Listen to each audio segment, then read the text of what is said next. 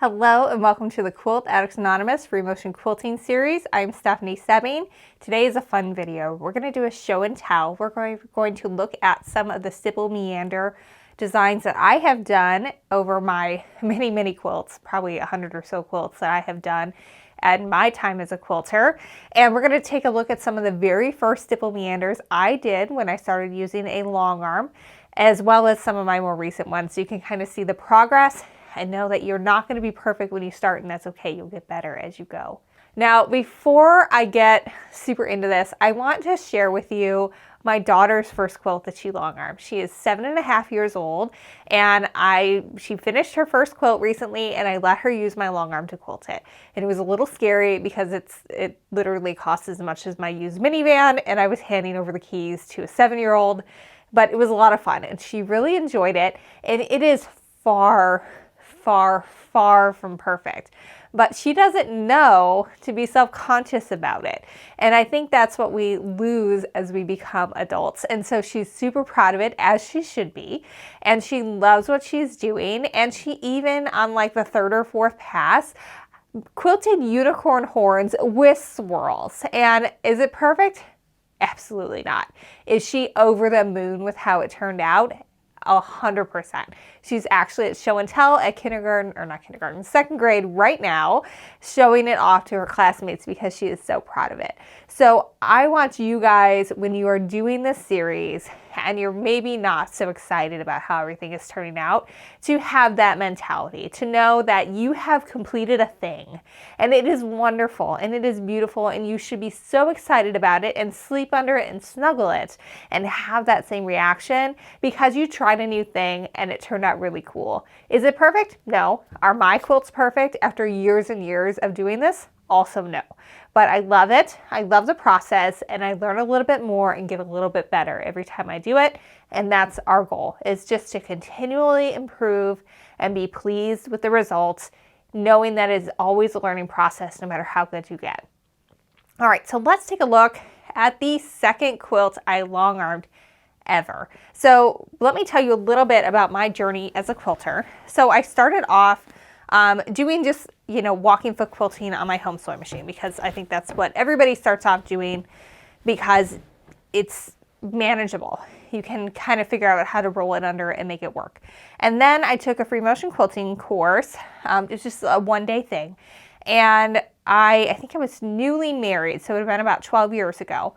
And I had a lot of fun with it. And we were practicing on like tearaway paper so that we could get the stitches down. We would sketch it out first and then stitch through the paper. So kind of like what we're doing with the stencils here. And then we were just kind of turned out into the world to do things. And I started trying to do it on my home sewing machine. And I, at that time, had already bought the machine that I used to do this series on, which had a little bit larger throat space. So I could manage like a baby quilt on there, but not much larger than that. And eventually I discovered a place near me called Quilting by You, where they rent time on the long arm. And so I took their course on how to use the long arm and how to prepare your quilt for the long arm, because it's a little bit different than preparing it for quilting on your home sewing machine. And then I showed up for my very first quilt. They said, don't do anything too hard. And I, of course, did a lot of things that were too hard because that's just how I am. That's how my personality is. So then for my second quilt, I was like, okay, I'm really actually going to do something easy here. And this is actually the pattern that we used for the Triangle Masterclass that we just did. This is Raspberry Sherbet. This is the original.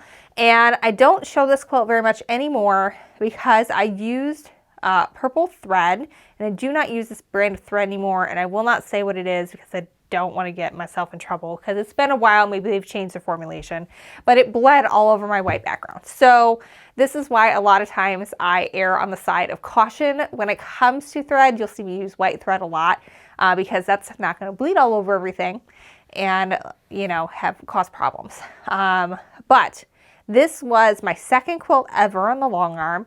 It probably, probably maybe about 10 years ago, 9-10 years ago is when I did this. And I had actually designed this pattern specifically to teach a triangle class, and now you can take that triangle class online on our website. So we'll put a link into that as well. But anyway, this is just a real basic stipple meander. I had done this on my home sewing machine before, but it is kind of a different process because when you're on your home sewing machine, you're moving the whole quilt to create it. And you also have to keep in mind of your stitch length. And when you're doing it on the long arm, you are moving that around, and there's a stitch regulator in many cases. And so that will help you a lot. It is not as smooth as it could be, but I did do a decent job of moving around the quilt for a couple of reasons. One, I had done it before on my domestic sewing machine, so I was already familiar with that. And then also, I did a lot of sketching before I did it. And I would always doodle in meetings and stuff. I'm not sure about you guys, but in my previous life in marketing, I was in so many unnecessary meetings and I would doodle quilt designs like all the time in the middle of them.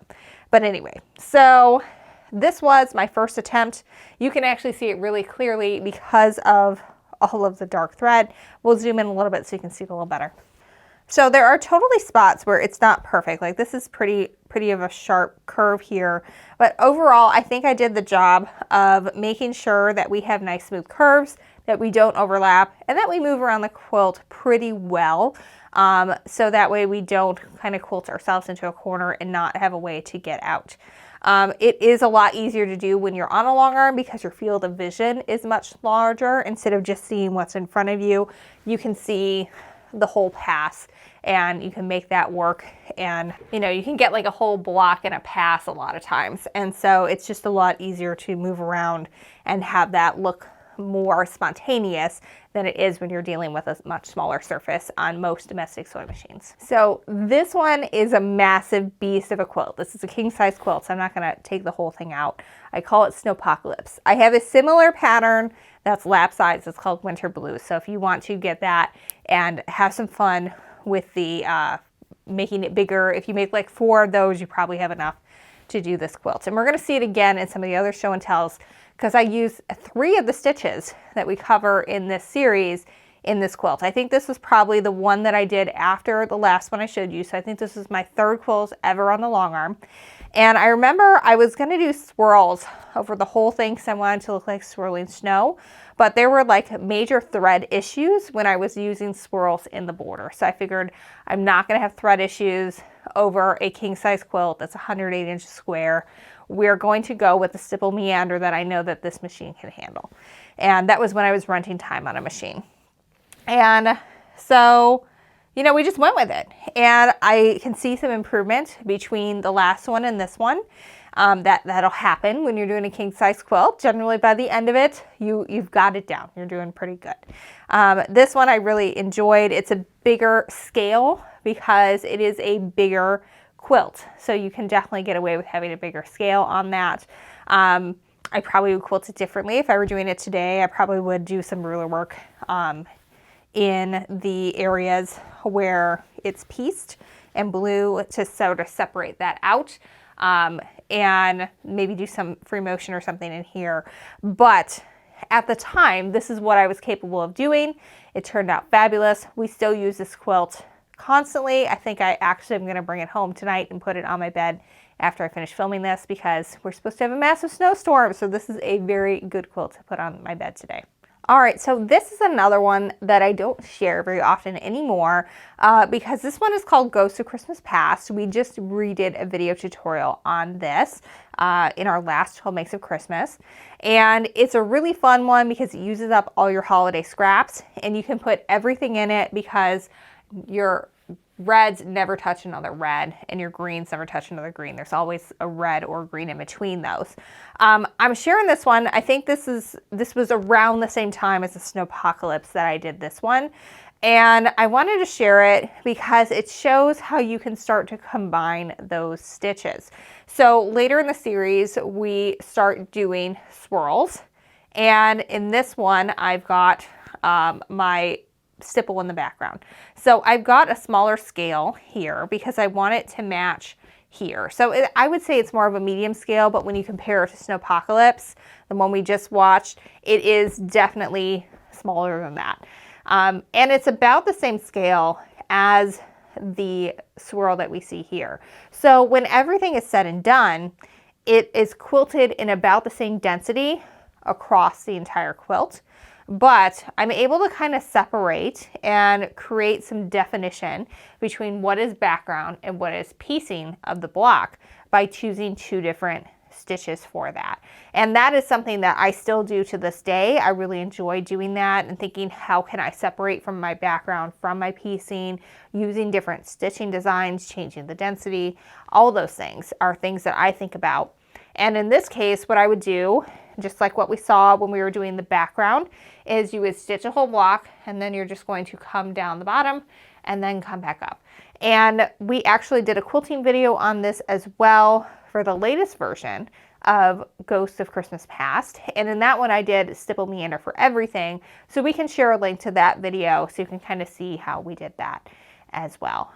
One of the reasons why I don't share this is because a lot of this fabric came from a Christmas fabric exchange we did with my guild. So I didn't know the origin of it. And this was also still a time when I was still purchasing a lot of fabric from big box stores. And I know I don't want to sound elitist because I know there's a lot of you that, like, you know, that's your option if you want to make a lot of quilts because they have, you know, very low priced fabric. But a lot of my reds bled, and this all was the same white, and obviously it is not now. So I don't hardly even use this quilt anymore because it makes me sad to see that so much of it has bled. And so, you know, you just don't want to put all your work into something and then not really want to use it because it doesn't look good anymore, because when you washed it, it did not hold up. And by and large, quilt shop quality cotton is going to be okay. You're not going to have to deal with that. So that's my one plug. Like, I know 100%, I know this border was from a big box store and maybe the backing too. But yeah, it bled big time. So today I don't use the Stipple Meander as much in my everyday quilting, mostly because it's a very basic stitch and I usually am trying to do something more than that. My job is to make the fabric pop, make the patterns pop so that you guys want to make it too. And so it's just not, to me, one that makes it pop as much. When I do use it is when I need to get things done very quickly. So this was an example of that. This is one of our Stashing with Stephanie quilts.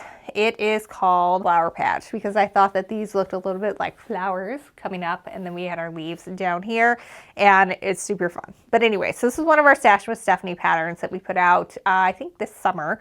And that is always a rush because I typically have a week to a week and a half between when we receive fabric and when everything has to be done for the video tutorial and the pattern written and all that stuff.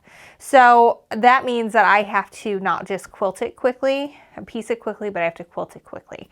And I always want to accentuate as much as I can, which is why I spent a lot of time on ruler work in the center, but that did not leave me any time for my background. So in this case, you can see I did do some thread changes here. I've got green in these sections, and then I have a red or a nice orange in the more orange part to help accentuate that fabric. And then for the background, I did white. So that would be 3 passes per thread, because what I would have done is done all of the background first and then moved into the ruler work. So, or maybe not. We did a video tutorial on this. We'll link it. You can watch exactly what I did. But one thing that you'll want to pay attention to, maybe we can run some film of this, is when we talk about learning how to work your way around the quilt so you do not quilt yourself into a corner. This is a prime example of that. So we can follow the stitching line to see that I'm coming around and then did not quilt anything in here. I traveled through and then quilted around and then made myself, this must have been like where I stopped because I can clearly see that this quilting happened at another time. And then worked my way back up and then was able to get back into this section. And so you want to be paying attention to that, especially when you're using things as a background filler, of how am I going to move around this quilt, and specifically how am I going to move around it when I am always advancing the quilt because if you're doing this on a home sewing machine, it's really easy to just fill this all in one pass. But for this one, obviously I must have had like a cutoff here, like I must have quilted like from here to here or something. And so I didn't get all the way down to here because I can see really clearly from my stitching lines that I filled that in later when I was doing this section. So I would have come up, gotten all the way up here, quilted and filled in that little bit, and then come around and continued on. And I quilted this whole bit and then came out. And so that's what you kind of have to learn how to do. And that's something that I probably would not have been able to do as well when I got started. My curves look a lot more uniform. It looks more crisp now. I mean, it hasn't been washed, so that adds to part of it. But the whole moving around, filling things in evenly from top to bottom and about the same density, that's skills that you learn as you go. And that just takes practice and many, many, many hours quilting in order to get this to work and have it look good and uniform and really cool and not quilt yourself into a corner. And when you do, and you totally miss the entire bottom of a section, to know how to get yourself in there and back out without having it look too funny. So I hope you have enjoyed this show and tell. I hope it gives you some ideas on how you can use the stipple in an actual quilt. And I hope it gives you some good feelings that you're not going to start perfect.